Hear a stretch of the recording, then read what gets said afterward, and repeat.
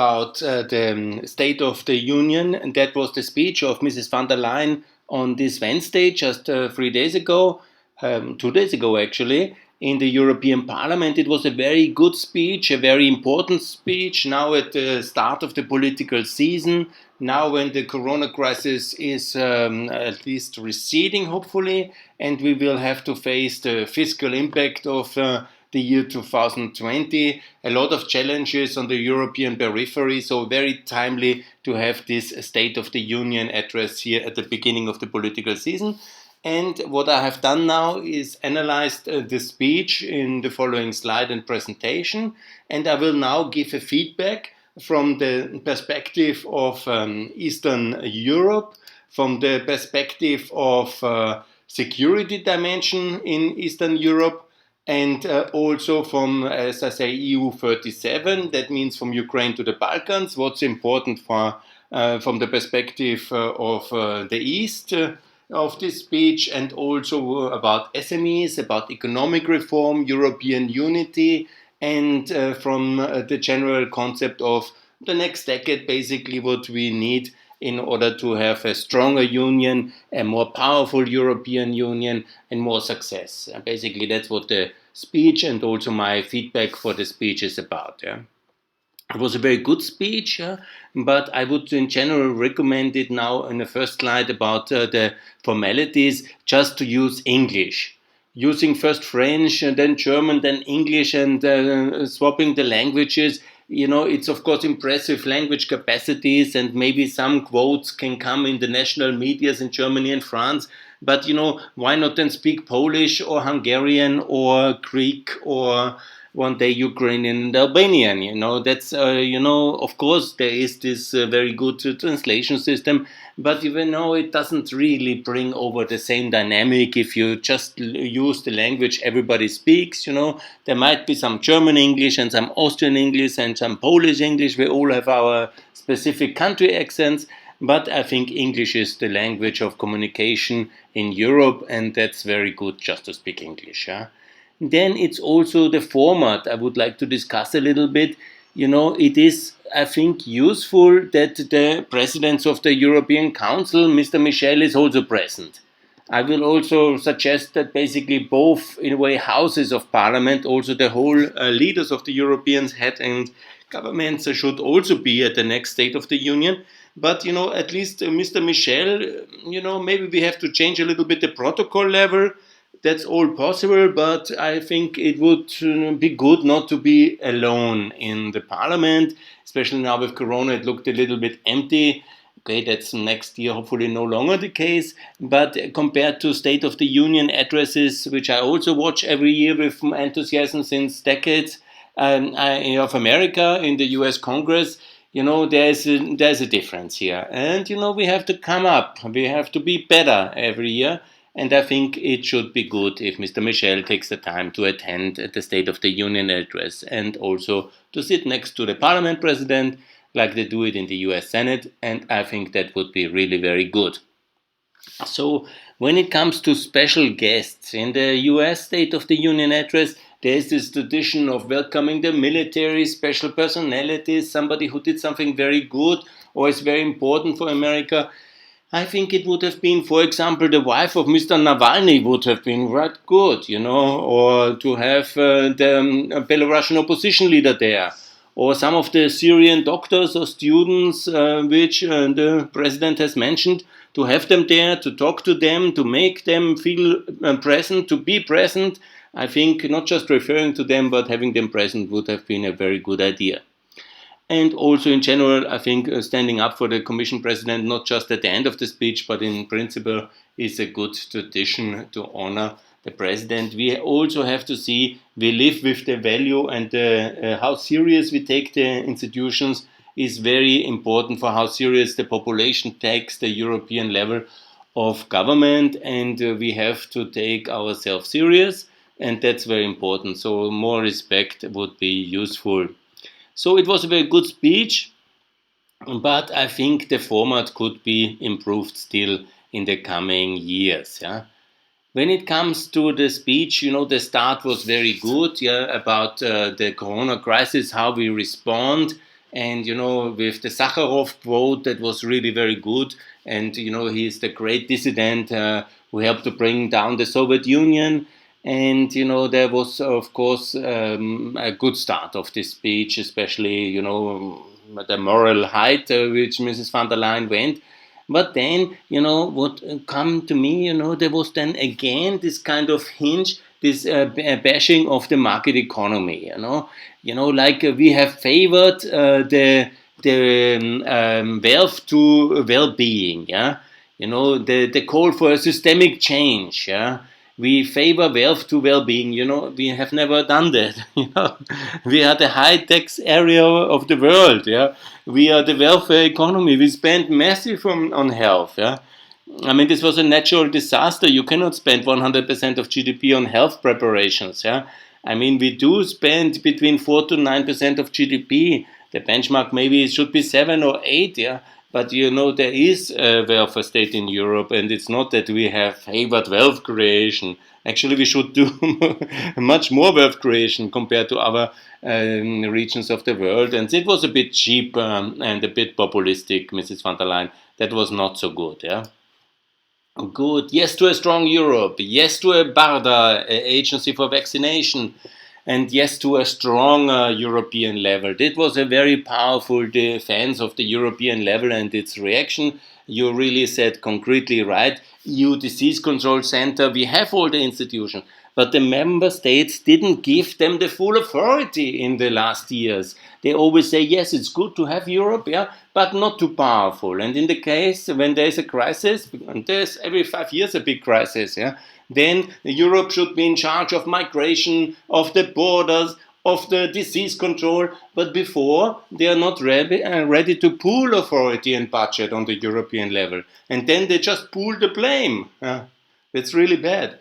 You made a good case for that, and that's really wonderful. And I can just say we need a EU medicine agency with powers, the disease control agency with powers, and this new agency for vaccination. Absolutely, but powerful and strong, and not to wait for a conference on the future of Europe.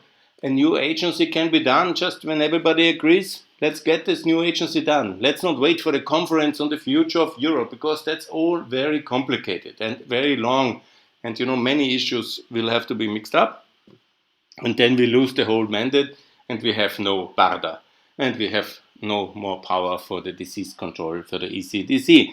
So I think it's good to just go ahead with these things and to make proposals, and let's see. And then blame the member states if they really don't approve such new agencies. Yeah, it was also very good defense of Schengen, and that also was a wonderful and strong speech. We need a stronger Schengen, and in general, it's the moment for Europe. That was a wonderful part of that speech. Yeah.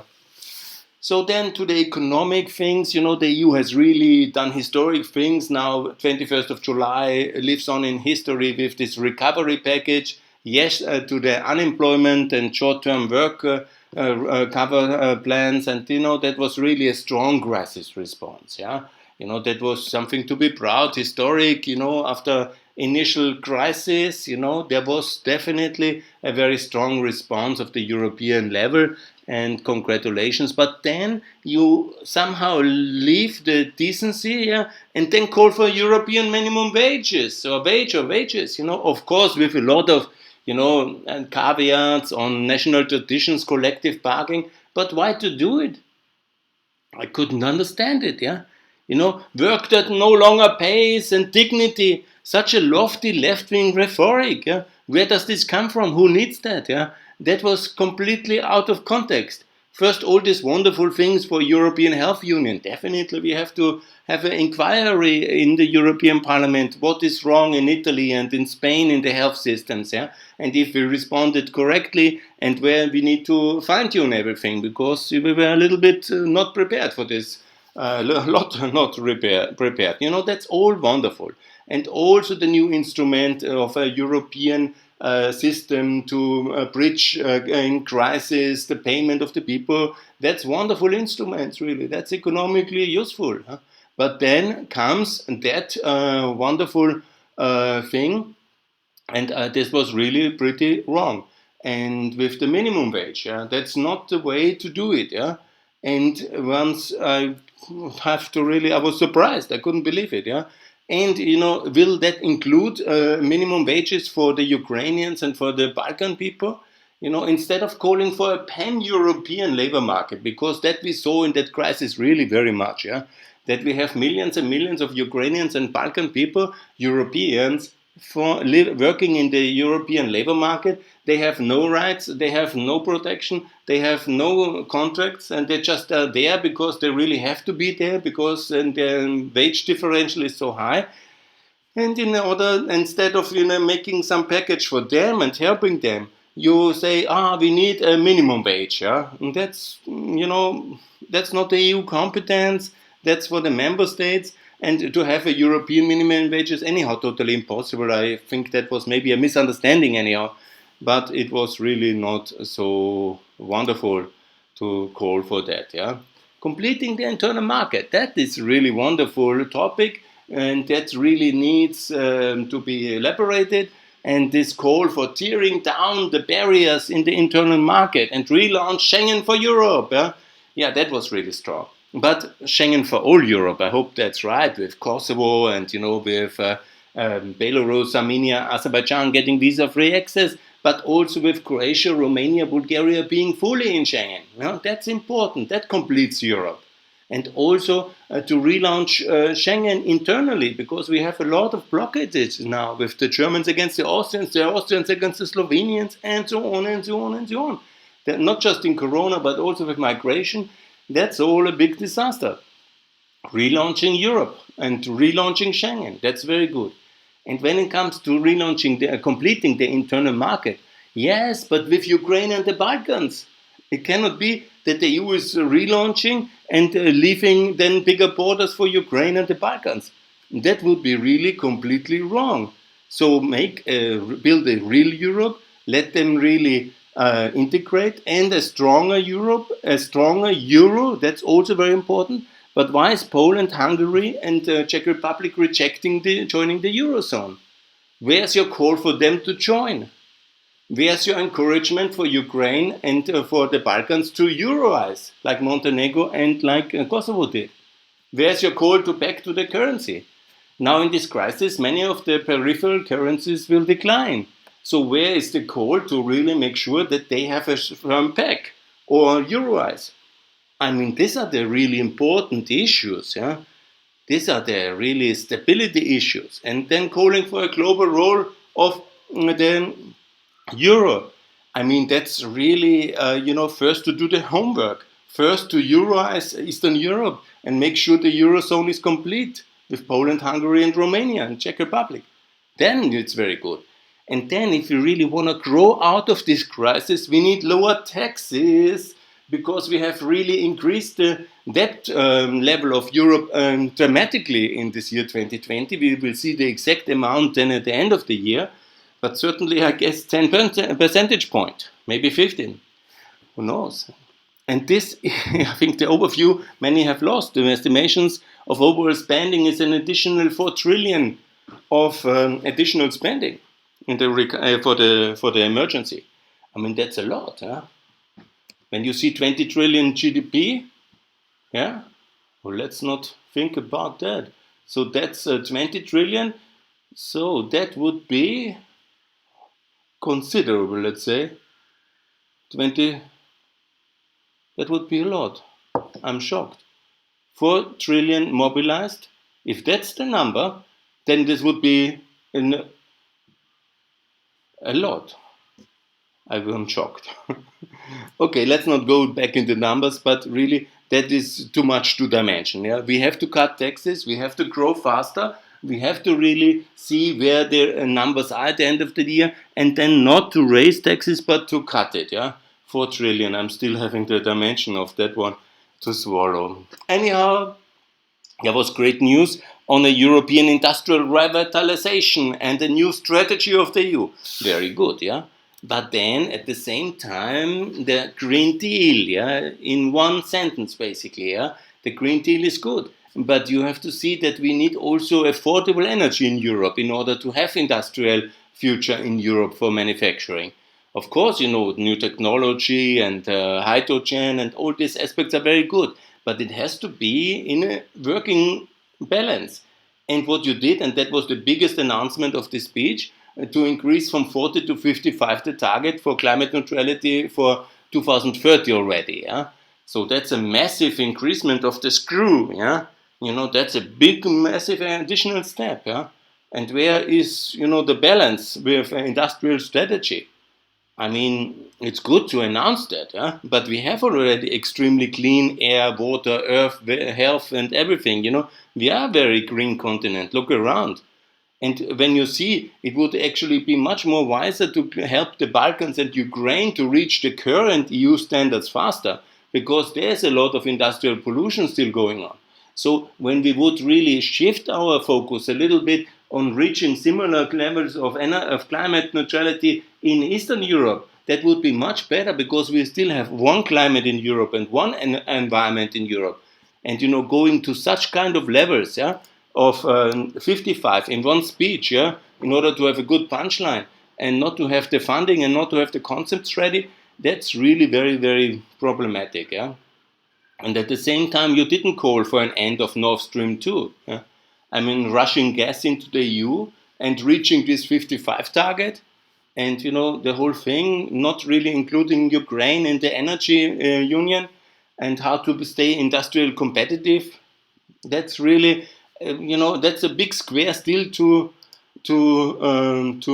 achieve. Yeah? So I would call for caution to always update and increase the screw on the energy system, and then not to have really a strong concept behind. I think so. Yeah?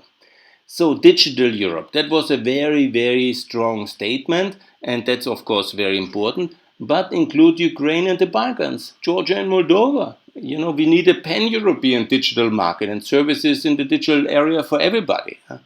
This is absolutely necessary. We need a European agency for cadastre, land register. That's really very important. We need a European interoperability standards and all these things. Digital government agency. That's all very important. That's but we don't need digital sovereignty. I mean, that's again populistic.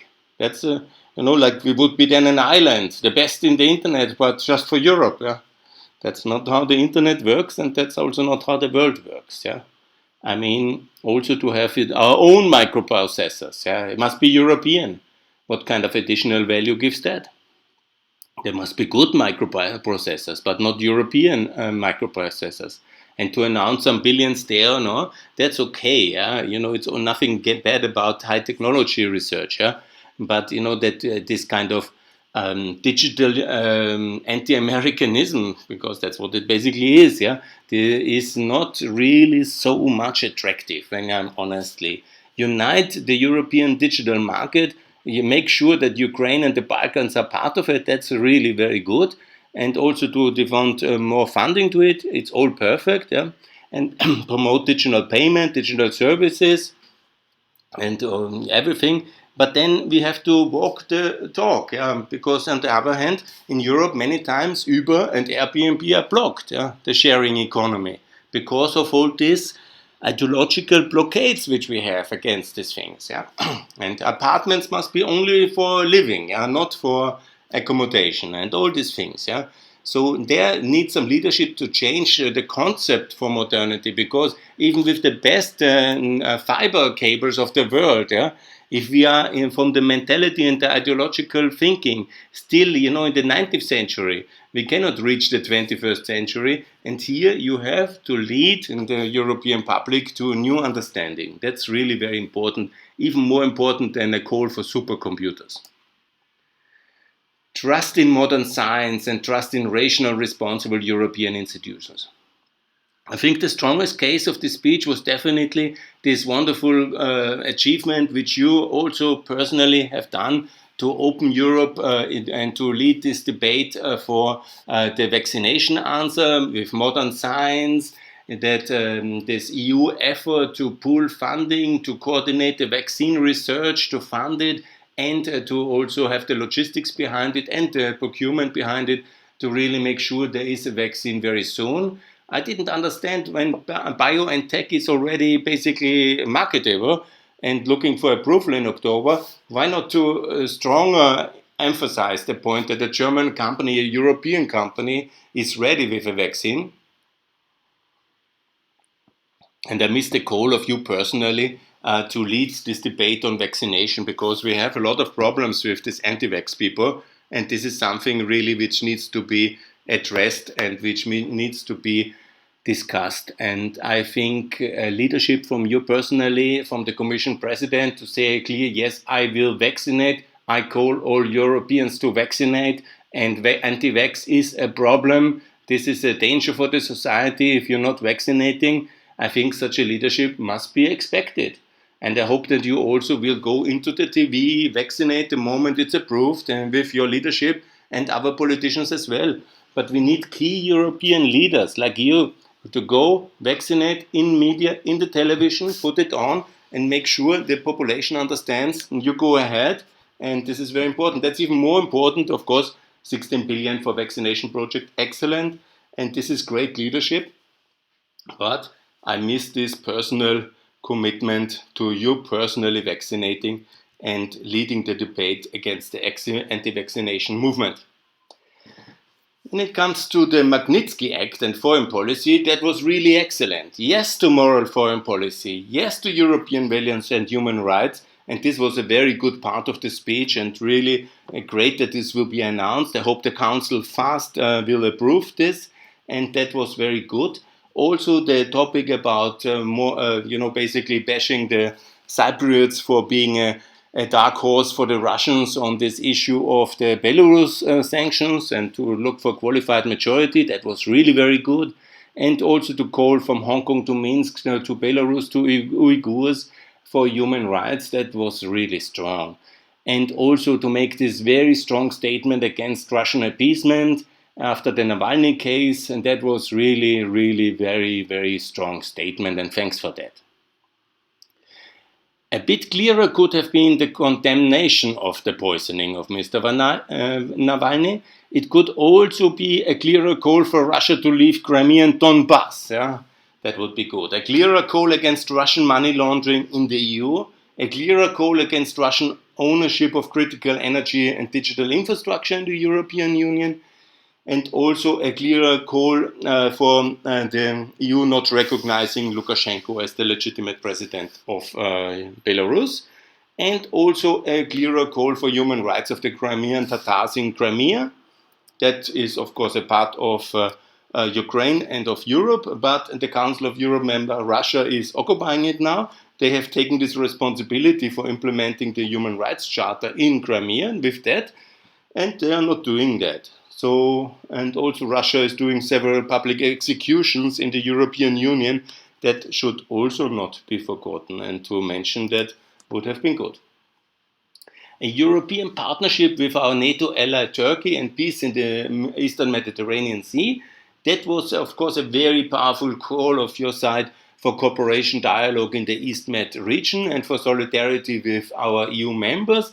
But NATO is of course an ally as well, and anyhow we cannot need no mess in the East Mediterranean. It's too important, and it only benefits Putin. That was a very strong statement, and it was very powerful commitment to peace in the Middle East. Yeah, and also it was strong and good.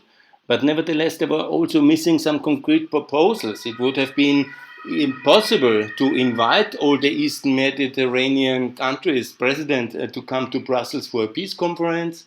That would be good. Or to set up an EU agency for gas exploration for the Eastern Mediterranean, funded by the European Investment Bank, and where all these are shareholders, would be also possible.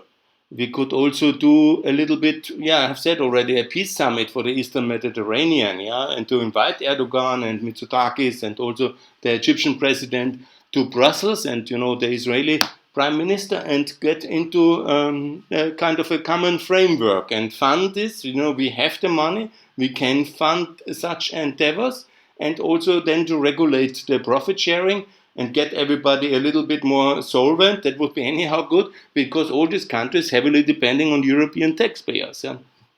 from Cyprus to Greece, not to speak, but also Lebanon and also Turkey. Everybody of them is in the big high numbers of billions in the last decade in the European support pipeline, and that's all good, fine. But if they have a little bit of money with some treasure, maybe they can pay back something, or at least they are not so dependent anymore. So that would be anyhow very good if this gas is really materializing. And so if we can help them with that and not to have any conflict, that would be really good. But definitely not with sanctions, but with peace summits. A strong statement that was really powerful again, the pledge for the transatlantic alliance, unbreakable and powerful. I loved it. That was really good for a long-term partnership between the two pillars of the West. That was really very good. And you refrain from any kind of cheap shots against the current US president, which is, of course, very much inviting cheap shots, but you didn't, and that was good. And it was a good, clear statement for the Atlantic Charter, for NATO membership, for cooperation. That was really all excellent. But then, also recently there was less of this cocky, petty protectionism on both sides, and there was a little bit of détente in the crisis, and that focused the mind. Yeah. But it could have been a clearer call for NATO enlargement in coordination, European and EU level. That would be very good for Bosnia, Kosovo, Ukraine, Georgia, and also Serbia and Moldova, because NATO is our defense alliance, and that would have been very good. And also a commitment towards a free trade agreement with the USA, that would be very, very good. And have a less important focus on digital tax and other complicated issues. I think we have to focus on the fundamentals, on NATO-EU enlargement and on a free trade agreement, and not on digital tax. That's also an important issue, but not when you see on the bigger picture what is necessary. But in principle, this was really a powerful commitment towards transatlantic partnership, and excellent, and congratulations. Then it was this part about Brexit, about the United Kingdom partnership. It fitted very well. First this transatlantic partnership, then the partnership across the channel. That was really good. The quote with Maggie Thatcher about treaties, that was really excellent. I can just say that it would be useful to remind the Irish that they are not in NATO. That would be really very, very useful for them to join. And also that the UK should not abandon the Central Europeans and join the Central European Free Trade Agreement, at least as a minimum level of compliance with European norms. That would be really very good. And, quoting a lot of Maggie Thatcher is actually for a powerful Commission President, for Iron Lady role model, a very good idea for future speeches. I heavily recommend it. Good. Then, the Balkans part was very good. It was really a powerful, emotional pledge. We all know that you are very pro-Balkan personality, also in your German political career, and that's really very good. And the new Balkans recovery plan, that's really a great announcement. That's very dear to my heart, and I congratulate it. It's very good. But then, there was nothing about the membership, yeah? Calling the start of membership negotiations with Macedonia and Albania historic, after Macedonia is already 13 years, or no, 15 years, since 2005, EU candidate country. That's not so historic. And a recovery package is good, but membership in the EU is better.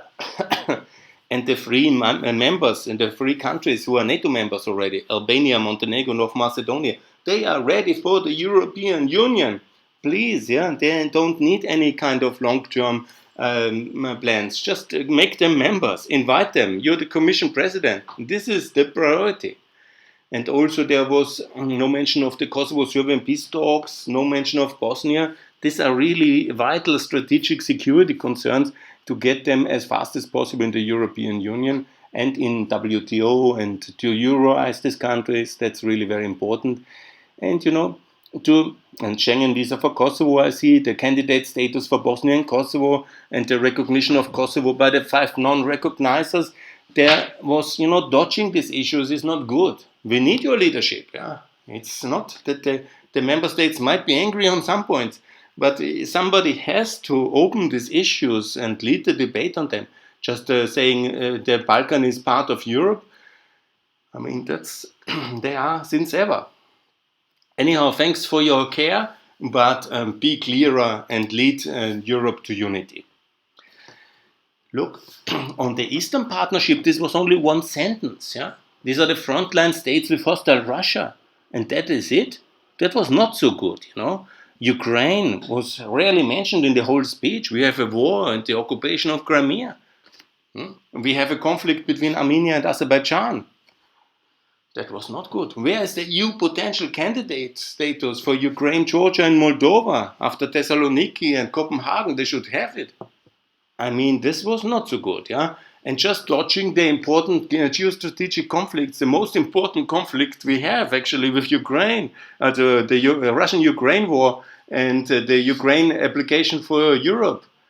I mean, these are controversial issues maybe, but you have to be clear on it. Lead Europe to unity. Not just administer it and dodge the issues because you might have some conflict. No, Ukraine must be a potential EU candidate, like Kosovo and Bosnia, and also Georgia and Ukraine. And also the other countries of the Eastern Partnership, like Azerbaijan, Armenia, and Belarus. Belarus got some coverage, obviously, but the conflict between Armenia and Azerbaijan, not so much. Very strong statement again on the African Partnership, the Southern Neighborhood, and that was really good. That's a personal interest of you. Already 2 visits in Ethiopia in this 1 year. That was really great leadership. But, the mentioning that the free trade agreement is what we need. Yeah? This is the competence of the European Commission, free trade agreement. So that's very important to make it clear that this is the target. Lead and prepare the European public for these issues. Not just, dodging them because trade and free trade is not so popular. This is very important help for the African Union, and they have now done this continental free trade agreement, and now we have to get one done between the EU and the African Union. And also, coming back from Southern Neighborhood, neighbor is nice, somebody lives close, but it's not a partnership. 10 years ago was built the Eastern Partnership. Now it's time for the Southern Partnership with the African Union, with the Union of Mediterranean, but terms matter, and here it's time for the partnership. Yes, on the real powerful stuff which the EU Commission has the authority, that's trade. It was really great to celebrate the new FTA with Japan and Vietnam, especially the sentence about labor rights in Vietnam, which is based on this new free trade agreement. This was very good. But where was your call for free trade with Mercosur ratification? I mean, that's a historic opportunity for ASEAN, for the African Union, for the Gulf Cooperation Councils, for America, if TTIP. I mean, this is the map. This is the map Commission presidents are measured for success or not. Yeah? This is the core of the EU, the trade integration system after WTO, which we are. And here, when you have now this opportunity which Juncker has put and prepared for you, this Mercosur agreement, you have to lead the debate, and call the European public for ratification. This is really most important. And then also fight all this populism on palm oil or Amazonas. We will regulate these things and support them in the free trade agreement. But boycotting other continents is entirely wrong and very mean policies. So it's free trade agreements, mutually agreed, which are so important, and that's what the EU is about. And please, Ursula von der Leyen, lead the European public towards ratification and more free trade.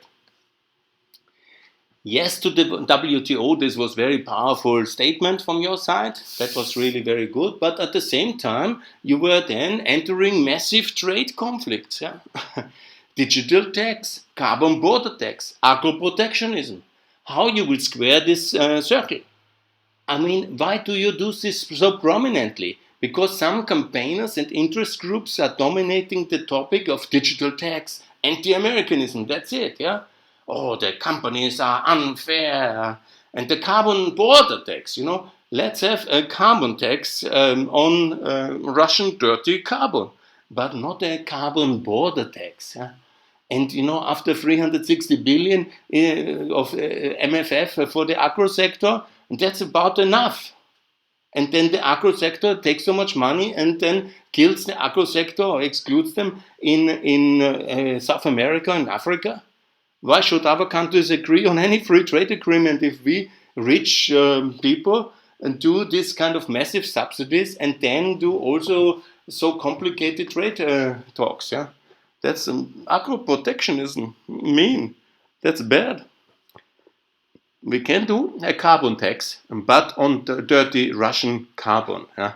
I'm lobbying very much for a higher taxation, but for countries we have no free trade agreement with, and on countries which we anyhow shouldn't be so dependent, especially on Russia and Iran. So there can be an import tax on carbon. We can do that WTO competitive, and that is also one way to fund the green energy transition. But not on this kind of carbon border populism tax. That's really heading into very big troubles for the 2020 if that's the line. And if you promise these things, yeah, then probably the people really start to believe it, and it's totally wrong. On migration, that was again a very powerful statement and very strong and very good for regulated openness. And that's very important that we are more open. We need to be more open. We have, first of all, a moral obligation towards poor refugees, which often leave their countries because we make very bad foreign policy, yeah? And make many mistakes on that one. And that we have to think about it. We didn't intervene in Syria. Then we had the migration crisis. Yeah? We let Russia intervene in Syria, and they bombed many people into fleeing that destroyed country then. So that's really very much a result of our bad foreign policy in the past. Hopefully we will do it better. We should also somehow make sure that we have a human and reasonable approach, that we not invite everybody in the world, but also not everybody wants to come to Europe. Yeah? But we have place, we have opportunities, we need good economics, we need higher economic growth that will increase the labor market opportunities and the salaries. And we have place, and we have compassion, and we have responsibility. See how many people went to America in the last 30 years since the victory in the Cold War. We can integrate more people. But of course, not in a chaotic way like 2015.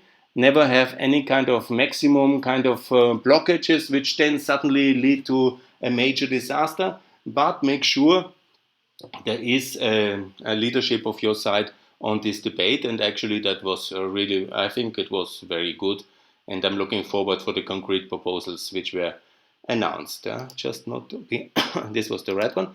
And now to the one, the European rule of law and the corruption policy. That was really very good, and that's of course what Europe is about. The high level of media freedom, independent judiciary, your defense and your statements were very good. I would like, from Eastern European perspective, draw your attention that Georgia is in the Transparency International on 44, while we have no less than 8 European member states who have worse performance in Transparency International, and even Montenegro is better than 3. So what we really see is that with the new member states, they were not so ready to clean up their mess. And we don't have the European-wide institutions so powerful, because also Western European states don't want to give the EU level so much power in the judiciary and in the rule of law. We simply have to create a more unified judiciary and more powerful prosecutor office in order to be ready to really, in the cases of political-backed corruption, to clean up the mess in the member states with the authority of the European level. That's very important.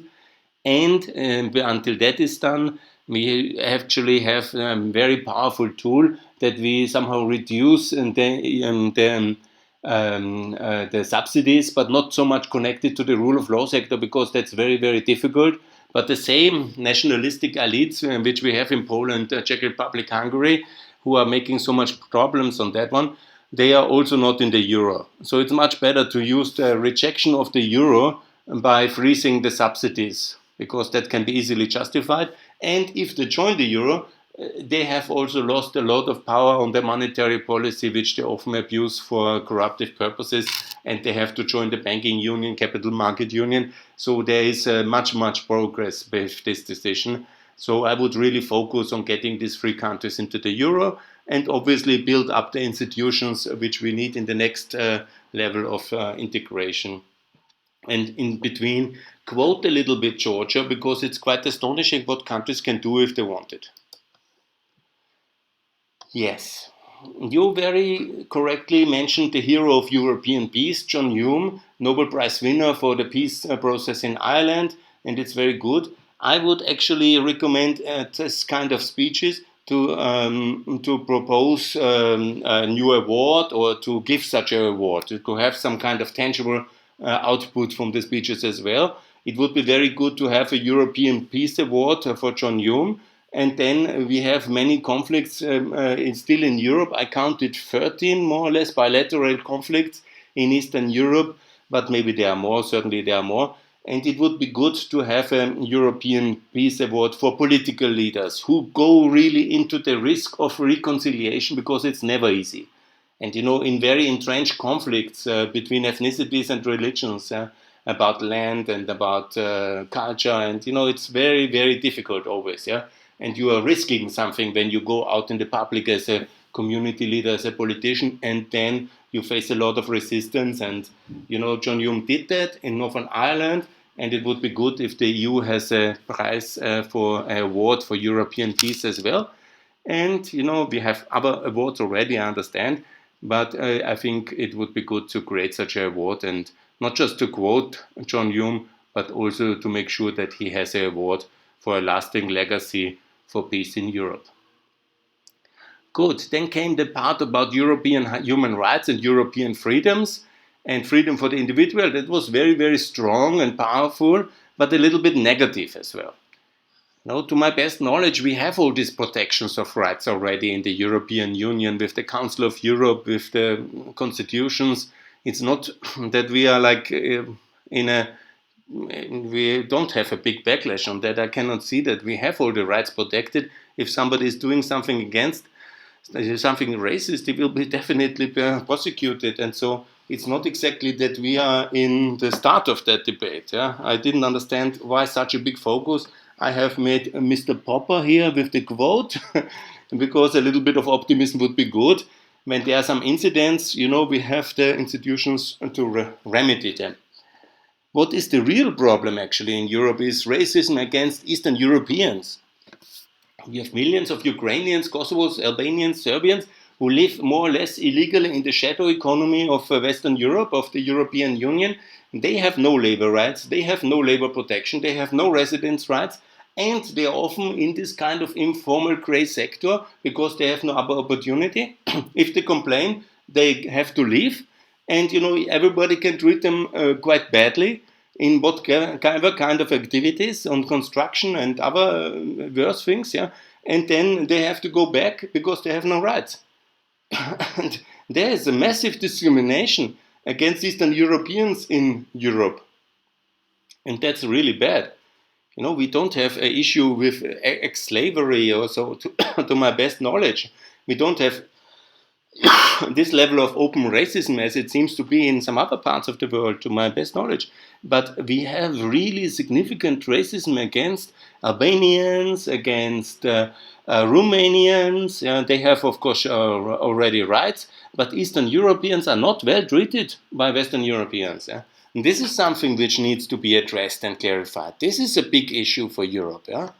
Now, of course, if there is something really wild going on in Poland, that of course needs to be addressed as well. But the generally negative attitude against Eastern Europeans, especially the ones which are not in the EU still and not in NATO up to now, and which have no labor access or residence rights in the European Union, that's really quite ugly, I think.